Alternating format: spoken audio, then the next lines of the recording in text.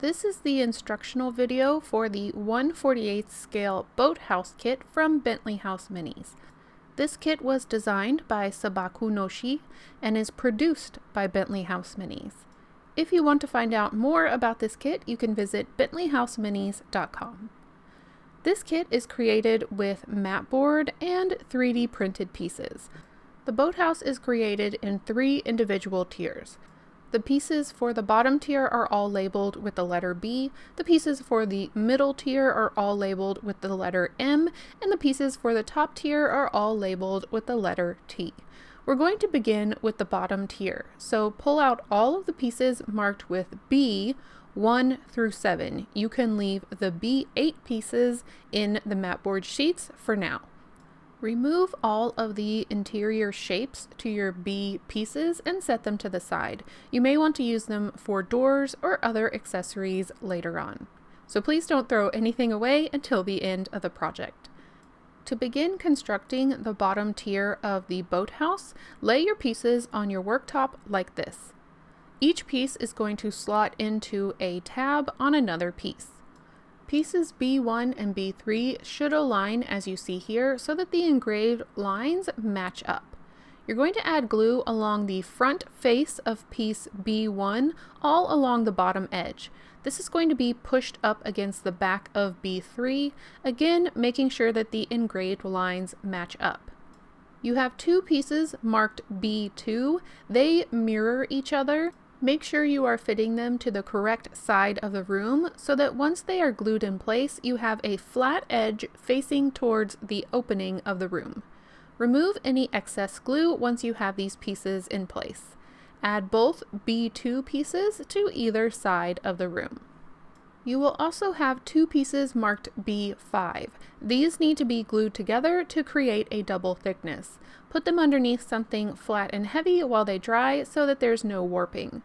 Once they're dry, add glue to the back and bottom edge of the wall and glue it inside of the engraved lines, which you can see inside the room.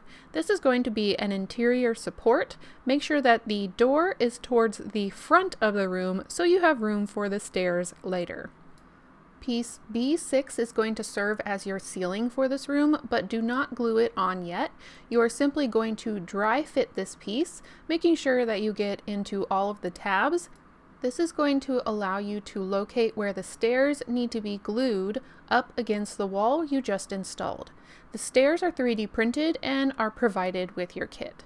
Line them up underneath the stair opening and then remove the ceiling. You can then mark with a pencil where your stairs need to be aligned.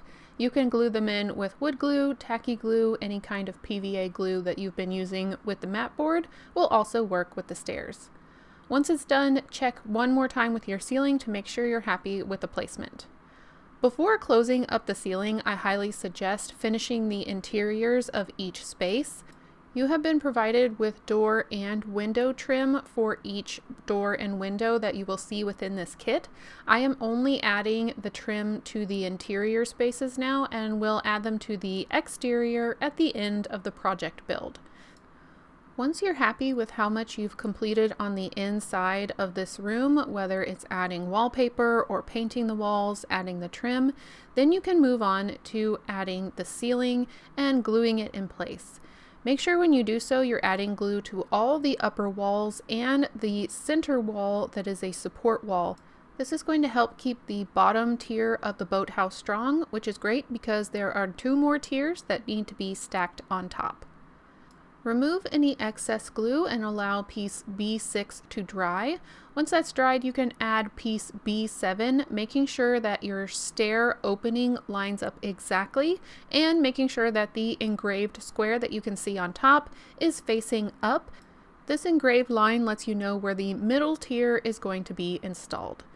Once you've lined up all the edges of B7 with B6, remove any excess glue. This includes any glue in the stair opening and any glue that shows up in these little square openings on either side.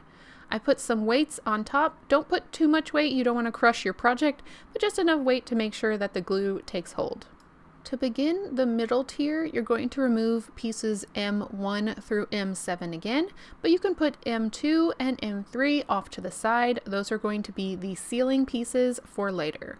Remove all of your interior shapes, and once again, keep them in a pile off to the side. Don't throw anything away yet. Begin by adding glue to the lower front face of M5 and gluing it to the back of M1, which will be your floor. While the glue is drying, if you need to use something to hold up the wall, you definitely can. Add glue to the bottom and back tab of piece M4, which is going to be glued to the left side of the room. The tabs will not work if you put them on the incorrect side of the room, so make sure all your tabs are lining up. Next, add glue to piece M6, which is going to fit on the other side of the room. This piece only has windows in it. Next, you're going to glue together two pieces that are marked M7. This is going to create a double thick wall, just like we did on the bottom tier. This is going to be glued up against the stairwell opening and against the back wall, as you can see here. I again suggest that you finish the interior space before adding the ceiling. I'm going to be using one rectangle door frame and 4 large window frames on the interior of this room before I close it up. And you can add wallpaper, paint, whatever you'd like. Once you're ready for the ceiling of the middle tier, you're going to use piece M3 and remove the interior shapes. This is going to glue into the tab on M5, which is the back wall of the room, and on top of the support wall. Make sure you add glue to all of these places to support this ceiling piece. With just these pieces installed, it's going to look like the ceiling is floating in midair, but that is okay for now. That's how it's supposed to look. There are two pieces marked with M2, but they have different symbols on them, so you need to make sure and focus on which one you're adding. Put them onto your piece like this. The one with the circle is going on the left, and the one with the X is going on the right. You're going to add these into the openings that are left between your wall and your ceiling. The tab should fit perfectly in place and up against the back wall. Be sure to remove any excess glue and make sure that you're looking on the inside as well for any glue drops that may come from this, because it is an angled wall. Depending on how tightly you glued your walls together, you may see a few gaps of light coming through these connections when you look on the inside of your room. Do not worry, we will be covering these connections even more later on in the project. So if you see any gaps, don't worry about them for now. Just let everything dry. But before we move on, I do suggest adding some supports just in the corner of this room. This gives some extra support to the ceiling because the interior wall does not go all the way to the front of the room. Install them so that the triangle cutout is towards the bottom of the support. There are 6 of these. I am only installing 2, but you can install more if you so choose. Next, we're going to remove piece L. L stands for ladder. There is no staircase that goes from the middle tier to the top tier. That is what the ladder is for. You can permanently install it or save it for later when you add more decor to your space. You can now put the middle tier to the side to dry, and we will move on to the top tier. Remove all pieces marked with a T, T1 through T6. You can leave T7 in the mat board pieces for now. Begin by gluing T4 to the back of T1 as you see on screen. Next, glue piece T2 to the left side of the room, and T3 is going to be glued onto the right side of the room. The tabs are different for these walls, so it should be fairly easy to know which goes where. Next, you can add the trims to the interior of this room. It is the smallest room, so you are going to want to do your finishing before you add the ceiling. Once you're ready, glue piece T5 onto the top of the room, lining up all the tabs. It should look like this. Next, you're going to grab piece T6.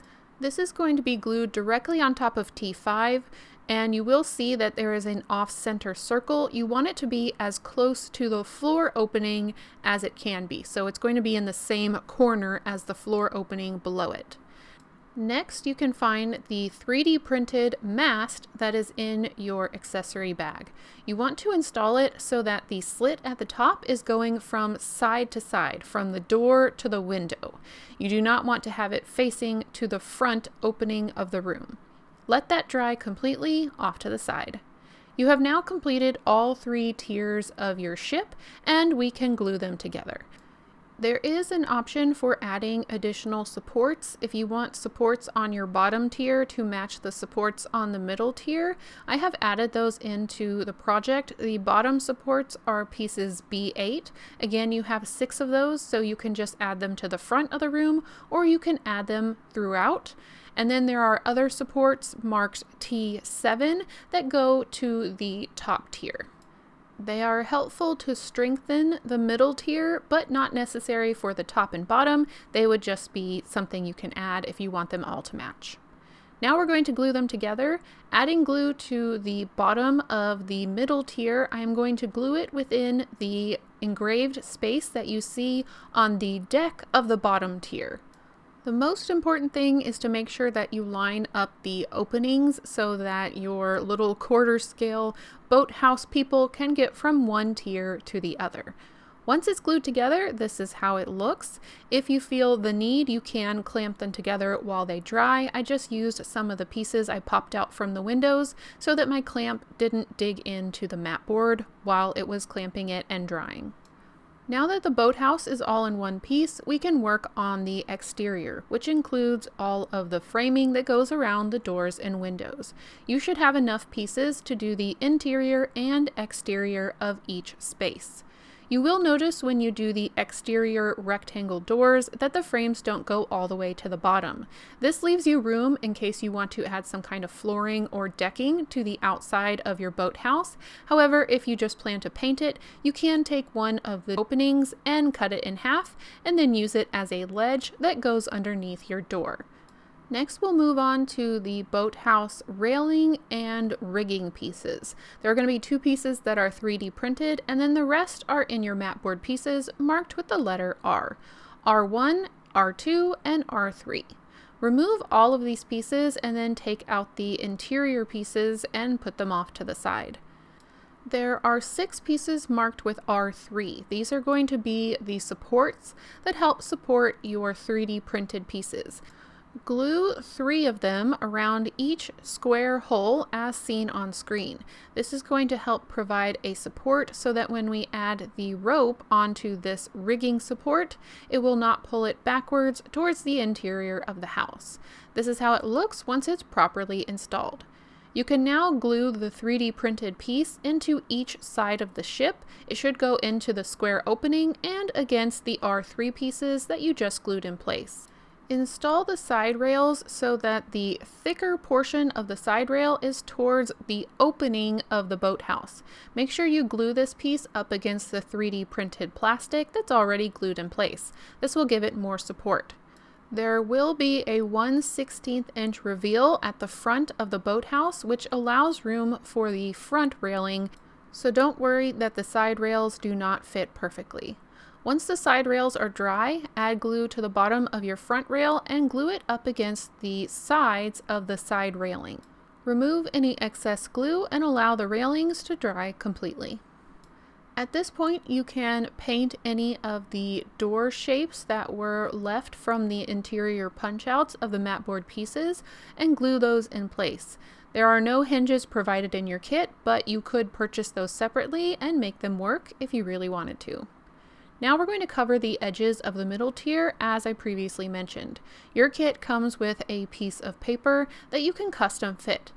Hold your paper up to the connected pieces on the middle tier and then cut the amount of thickness that you want to overlap these pieces. It can be helpful to pre-fold this piece of paper and make sure you like the look of the connection before gluing it down. Cut it to the correct length and then add glue all to the back of the paper and then smooth it onto the connection. This will help to continue to support this connection on the middle tier, strengthen it, and push more glue into those joints. Double check the inside to make sure no glue seeped in where you don't want it to be. Do this on both sides of the middle tier and the middle tier is complete.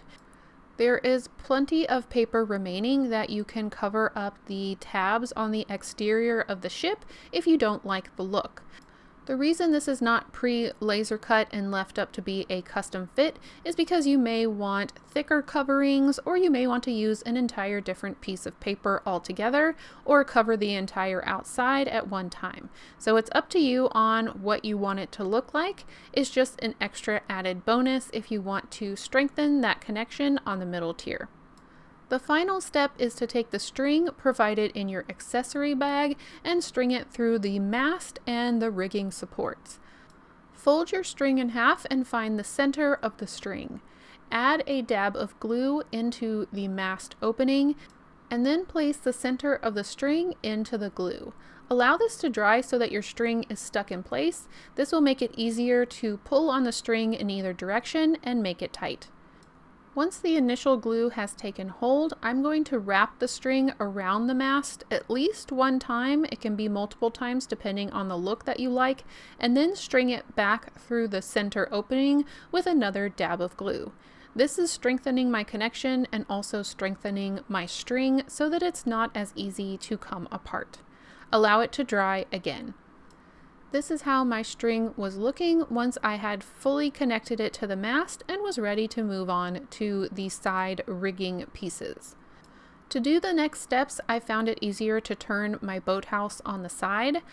I added a little bit of glue into the slit in the post and then strung my string from the front to the back and held it tight while the glue took hold. If you can't hold this tight, you can add just a little bit of weight, making sure that you don't pull on the post too much. Once the glue has taken hold, I can remove the weight and cut off any excess string. I'm leaving about 2 inches left over that can then be glued and wrapped around the post to strengthen that connection. I'm going to do this to both sides of the ship, making sure that the string is tight, but not too tight where it might be pulling any of my 3D printed pieces out of place.